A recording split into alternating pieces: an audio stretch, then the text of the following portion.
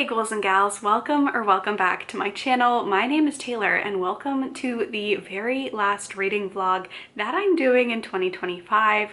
It's crazy. The year is almost over and I am ready to wrap up the last week or so of 2025 with some good reads. So I have some tentative plans. I think the vibe for the last couple weeks of December is hibernating. The weather is going to get pretty chilly, so I think it's the perfect time to pull out some chunkier fantasy books. I think I am a mood reader, so you never know for sure, but I think that's going to be the move for this week. I do want to start this weekly reading vlog off with a little bit of an unboxing. I got my Aardvark book box for December a couple days ago. I did already take the books out of this box, that's why it's so lightweight, but I got two books that I am pretty excited about. They're both new releases, early releases. They don't actually come out until January and I'm excited. So one of them is Itch by Gemma Amor, and this one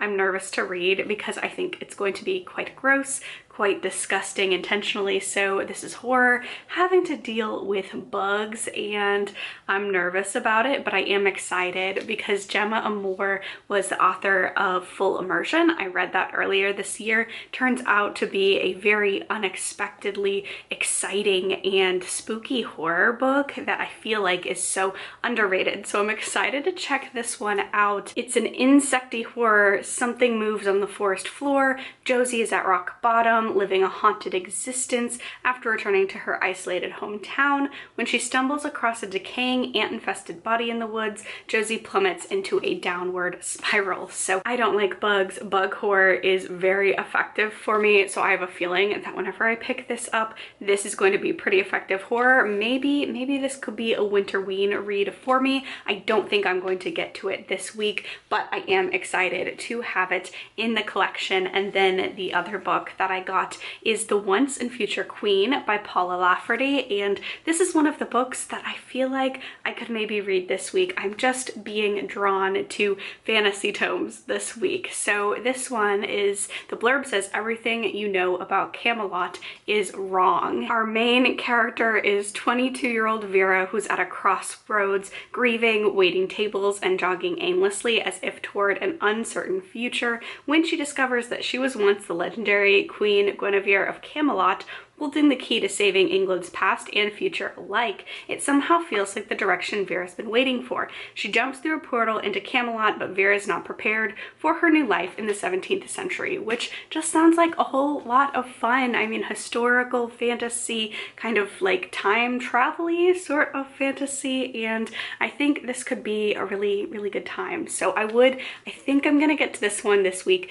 Don't hold me to it because I'm a mood reader, but we'll have to see. And because I said that I wanted to read it this week, it would make a whole lot of sense to start with The Once and Future Queen, and as you can see, it is a thick one, so it would make sense for me to start with that. I'm not. I actually think I'm going to start with another super chunky fantasy book, and that's going to be Of Blood and Fire by Ryan Cahill, The Bound and the Broken, Book 1, and I'm excited to read this. I got this for my birthday this year, and I've been meaning to pick it up ever since. It's a dragon rider fantasy and I tend to really love those. So Born in Fire, Tempered in Blood, Etheria is a land divided by war and mistrust. The high lords of the south squabble and fight, only kept in check by the Dragon Guard, traitors of a time long past who serve the Emperor of the North.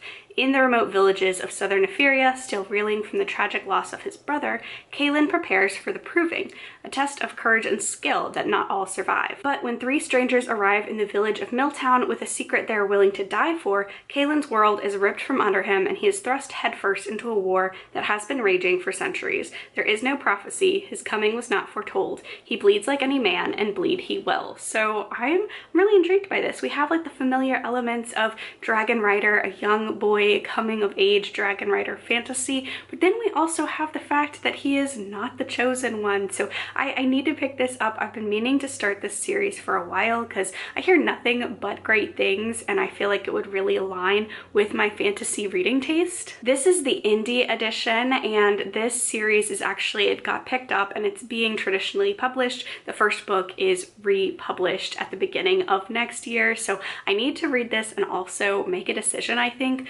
whether or not I want to keep going with the indie versions, keep collecting the indie versions, or just wait and start getting the traditionally published versions, because I definitely want a cohesive series if I continue on with this series. So I think we're gonna pick up this one tonight, and then also tonight me and my partner are going to see a movie. We're going to see The Shining. Our theater is offering it as an anniversary screening, so I am so excited to see that movie. I think it's in IMAX. It's in one of the bigger theater rooms at our local theater, so I'm pretty excited about that. It's a movie I have seen several times, but obviously never on a big screen, so pretty excited for that. So that is this evening's plans, going to see The Shining and then diving into a Dragon Rider fantasy.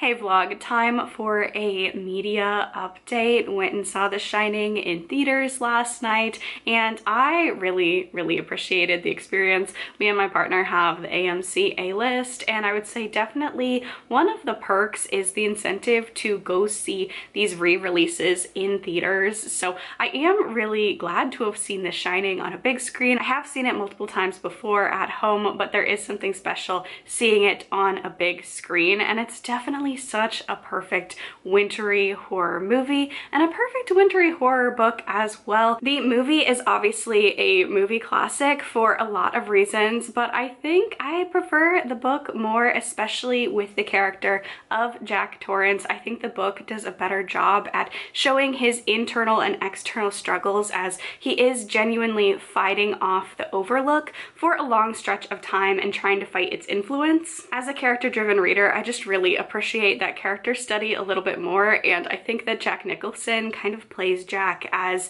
just doomed from the beginning. I mean, they're doomed from the beginning in both, obviously, but I feel like Nicholson's performance is more one note. He feels very sinister from the beginning, whereas book Jack, like, he's a very flawed man, but you can tell he's trying to do better, and he's really wrestling with his inner demons that get just widely expanded upon at the Overlook. So it was a fun time. It was a fun time at the movies. I'm glad to have seen this one on the big screen. Now let's talk about books. I am now 100 pages into Of Blood and Fire, and so far this is definitely reading like a stereotypical hero's journey story. It's really reminding me a lot of Aragon, but like Aragon or even Star Wars, where we're following Luke, we're following a young rural boy who lives in a bigger empire, and he has no plans, no desire to insert himself further in that empire or rise above his station. He is very content with his life, and then we're going to follow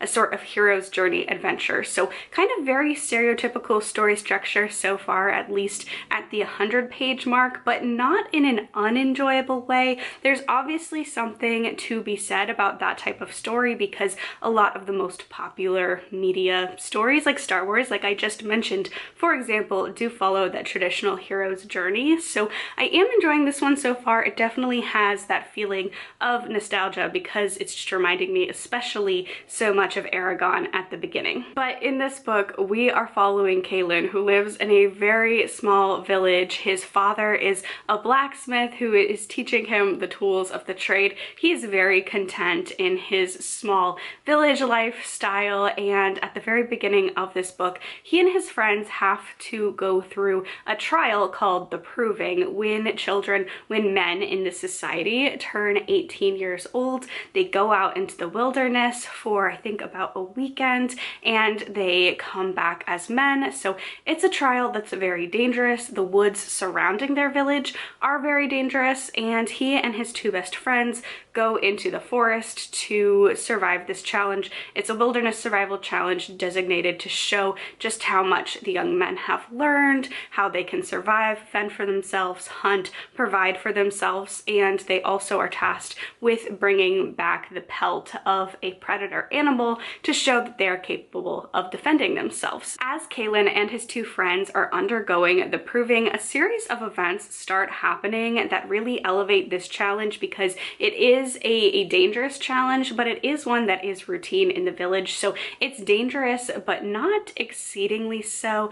But as things start happening to Cahill and his friends, he has to grapple with the fact that an evil might be lurking very close to his home. So that's where I am so far. It's really, really reminding me, especially like the first chapter, I was really reminded of when we were introduced to Aragon and he's hunting in the spine, and we have kind of the same similar setup. Both he and Cahill feel very similar at this point in time. Again, not in a way that's bothering me. I feel like this is going to be deceptively fast-paced. It's about 500 pages, but I think the first 100 pages have really flown by. So 100 pages in, I am enjoying it so far, and I'm very curious to see how much this is either going to follow the classic hero's journey story or if it's going to start taking on a life of its own. Either way, this is enjoyable, and the writing style is very easy to get into, very immediately gripping me from the beginning. So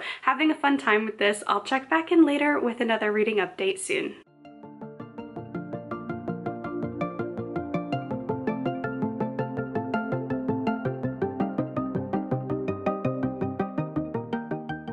Hey vlog, still chipping my way through Of Blood and Fire. I'm now about 230 pages into this one. Still really enjoy it. Our main characters, Cahill and his friends, have made their way through the proving, and now they've managed to insert themselves in a situation that is far bigger than they expected, and it's gonna have some consequences for them throughout the rest of this book, including a bigger conflict that they were all happy not being a part of until they found themselves in the middle of it somehow. So I'm still really enjoying this one. I'm having a good time. It's definitely a very like comforting, like it feels very nostalgic despite me not having read it. I think it's just that classic hero's journey, and I'm really enjoying the ride. It's definitely a more comforting read to round out the end of the year, even though obviously this is like adult fantasy and there is some death, some blood, some gore, some action. Like this does feel very comforting to me.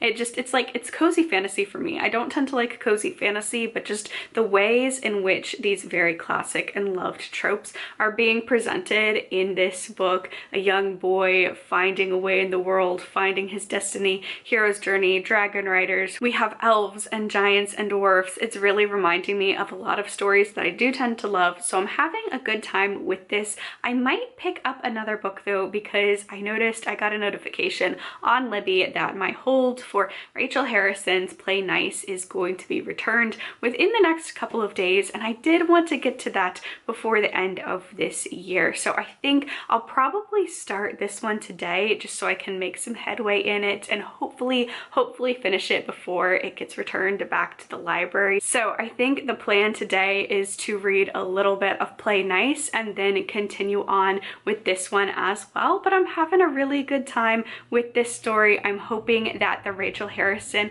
will be a good time as well, because I've had a lot of success with her books this year. But that's it. This was a very short and sweet little reading update. I just wanted to give a couple of reading updates about my current read and then a book that I'm planning on picking up today. So I'll talk to y'all tomorrow.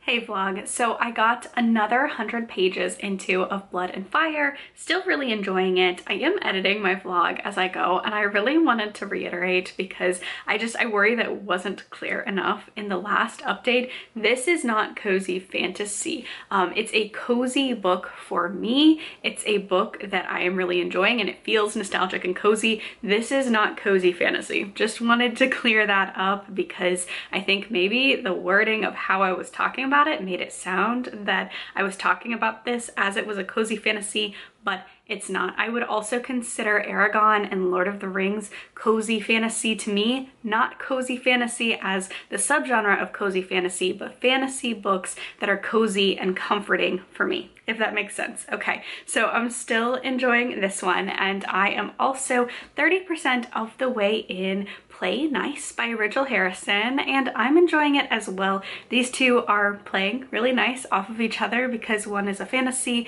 and one is a haunted house horror. We are following main character Cleo at the very beginning of this book. She gets the phone call that her mother has died. This is a very shocking and tragic phone call for her to receive, but it also brings up a lot of very conflicting emotions because Cleo and her sisters have actually been estranged from their mother for a really long time. When they were all little, their parents separated, they got a divorce, and her mother moved into a house with them, and she claimed that the house was haunted. She would go on to write a book about the experiences of her and her family in the haunted house and really push that narrative, and reading between the lines and talking about the way Cleo is the youngest of 3 sisters and the way that her father and her stepmother and her 2 older sisters talk about the house and their mother makes it seem like it was not haunted at all, and their mother was not the most stable parent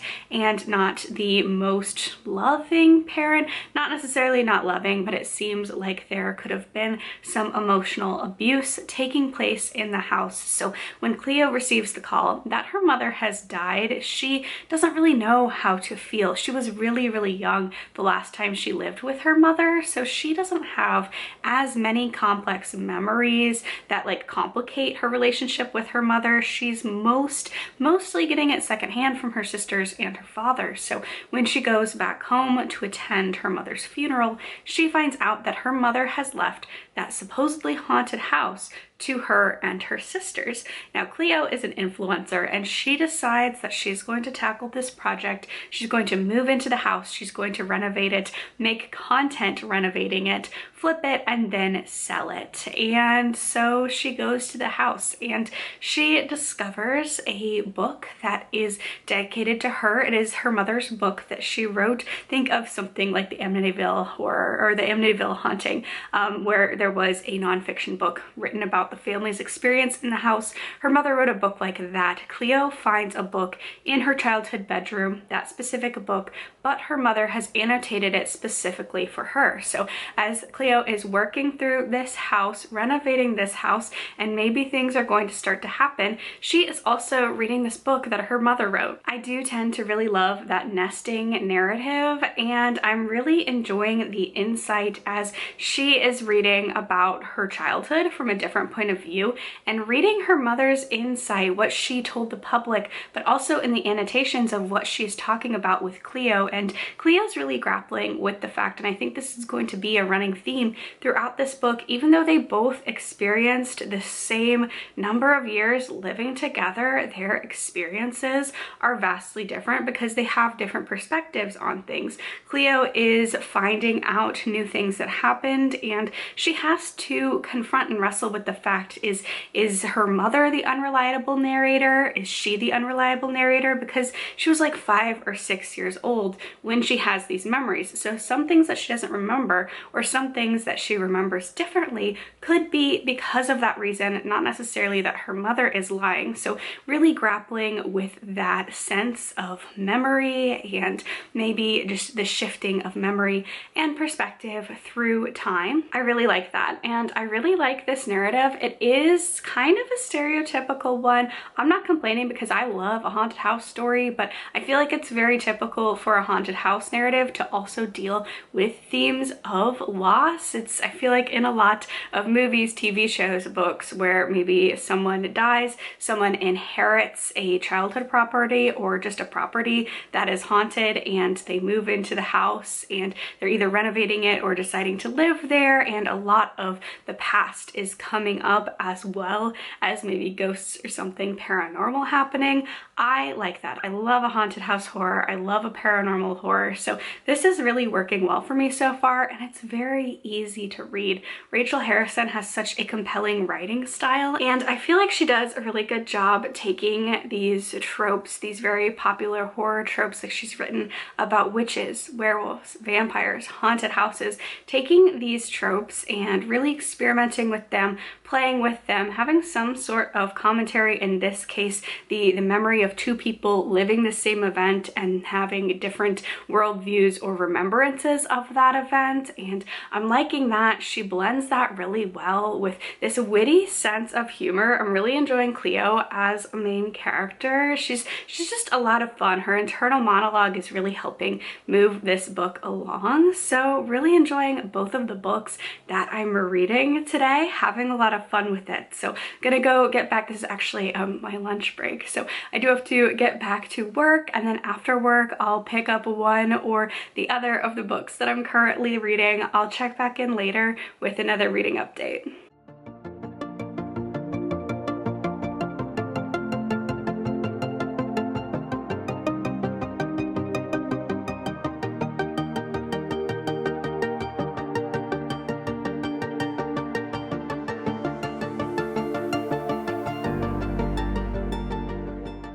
So I finished Play Nice last night, and well, technically this morning, but I finished it very late, right before I went to bed last night, and I really enjoyed this one overall. Definitely, I think up there with some of my favorite Rachel Harrisons, but I'd have to think back on it. This book's still pretty fresh. I really loved what this book had to say about memory and exploring the fact that two people could experience the same series of events and perceive them and remember them and convey them very, very differently. I really appreciated that conversation in here and the nuanced conversations, because Cleo is constantly worrying like whether or not she is a reliable protagonist, a reliable narrator when it comes to her childhood, because she has heard so many different narratives. And she even says at one point, if something happens but you don't remember it, did it really happen to you at all? Like she goes on such a journey when it comes to unpacking her childhood, her very difficult childhood, and trying to figure out what she remembers, what other people have told her, so now that's what she remembers, and so on and so forth. So I did enjoy that. I do think the ending felt just a little bit rushed. Most of Rachel Harrison's books, at least the ones that I've read, they're all like a very neat, right at 300 pages. And I think this one could have been like 400 pages. I was really enjoying the character study throughout this, and I felt like, especially at the end, we could have had more time to let the ending percolate a little bit, because the final showdown just felt just a little bit rushed. And overall, I appreciated the balance between the internal and the family drama here, and then also the haunted house. I feel like that's not a spoiler to say, if you've ever read a Rachel Harrison, like she does the paranormal. It's never a question of whether or not the paranormal exists. It is present in her books. So the house is haunted, and there are some creepy scenes in here, including like a final showdown at the end, that I just wanted expanded just a little bit more. And I think adding like 100 or so pages to this one, I didn't want it to end. I had a really fun time with this one. Another thing that I really liked about this book is that Cleo is the youngest of three sisters, and I am the oldest of three sisters. I have two brothers as well, but I do have two younger sisters, and I thought it was fascinating seeing that dynamic, but from the youngest sibling's point of view as opposed to the oldest sister, because I am the oldest sister, seeing it from the youngest sister and kind of exploring just the different ways in which people experience the same series of events, because that brings a lot of strife to Cleo, is that her two older sisters feel like in some regards that they have more trauma, or rather they just have a tendency to write off Cleo's feelings because she has admitted she doesn't remember remember as much of her childhood as they do, so they feel because that they remembered more of it, that they have a bigger emotional burden there. So I really enjoyed that conversation and that relationship between sisters. I thought that was very fascinating. I think Cleo is a really great example of an unlikable protagonist. I mean, I liked reading from her, but she's a very unlikable character in a lot of ways. I think maybe a lot of people won't necessarily like her too much. She's very brash and unapologetically herself, but what I liked about her as a character is that she knew how to move the plot forward. She's definitely a character who is not passive in the situations that are occurring around her. So I really appreciated that. She was a great protagonist for this story, and just because I can recognize that if I met her and if she was in my life, we probably wouldn't get along. I don't think we'd be enemies or anything like that, but I don't think that we would hang out at all, and I don't think our personalities would mesh too well. But it's not real life, it's a book. She's a perfect protagonist for this story and does a really good job of having a lot of agency and moving the plot forward on her own, making very strong character decisions, and I really appreciated that. So overall, so glad that I got to play nice. And then for today, we're going to see how far we can get. The dragon element has just been introduced here. The stakes are getting higher and higher for Cahill and the people that he is surrounding himself with. So I am having a great time with this, hopefully winding out this vlog a little bit later today. Today is going to be so busy. I have to do just some last minute laundry and dishes and all of that. We're getting ready to leave for the holidays, so I have a lot of stuff to do. Probably not as much reading time as I would like, but I am enjoying this, so I will check back in later with one more reading update.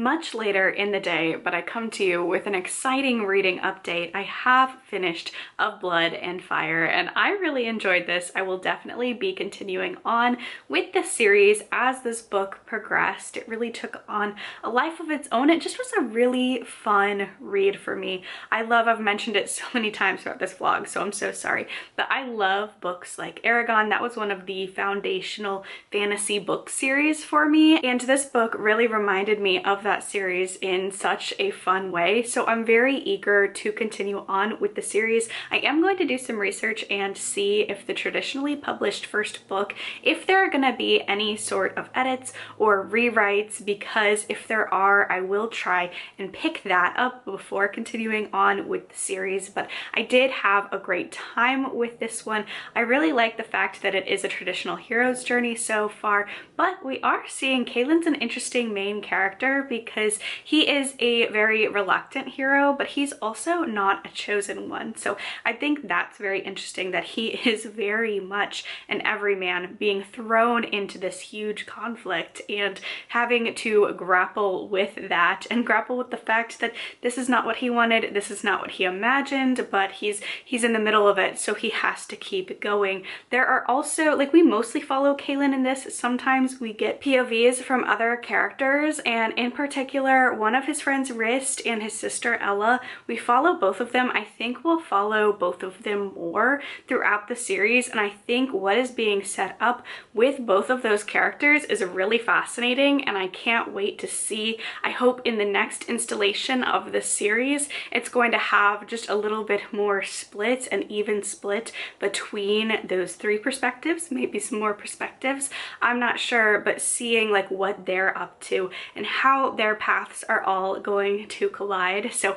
I had a great time with this one. What a great reading week. Two very successful books to wind out this vlog, and then this is just like a small little reading update to kind of narratively tie in the beginning of this vlog with the end. But as I mentioned earlier, I am getting ready to travel to my parents' house for the holidays, and I think I'm going to take one of my Aardvark books with me because I'm trying trying to read them in a timely manner, and I'm genuinely very excited to read this book, The Once and Future Queen. And I am currently in such a fantasy mood right now. Maybe it's not the best option to bring on vacation, traveling, because it's a thick book, but I think a thick fantasy is exactly what I need to keep rounding out the year, because I had so much fun with Play Nice by Rachel Harrison. I think it's definitely going to be one of my recommendations for if people not only want to try out Rachel Harrison but also read a compelling haunted house book. But I also just had such a fun time with Of Blood and Fire, and I will say just one more time, I keep mentioning things like Aragon and things like that. This is adult fantasy, but I do feel like it is written in a way where if you read YA fantasy and you're looking to get into an adult fantasy, this feels like a very accessible book to pick up, but it doesn't feel so young that it doesn't feel like adult fantasy, if that makes sense. But I'm really glad that I read it, and I feel like with this series, I've just seen people say that each book gets better and better and better, and that's what we want out of any series, right? So I'm really excited. I feel like this could be a new obsession for me in 2026. But thank you all so much for watching. That is going to be the end of this vlog, my final vlog for 2025. Thank you all so much for watching. If you enjoyed this video, please be sure to give it a thumbs up, leave a comment down below, let me know what books you're reading to round out your 2025 reading, subscribe to my channel so you don't miss any of my content, stay safe, stay spooky, and I will see y'all in the next year. Bye!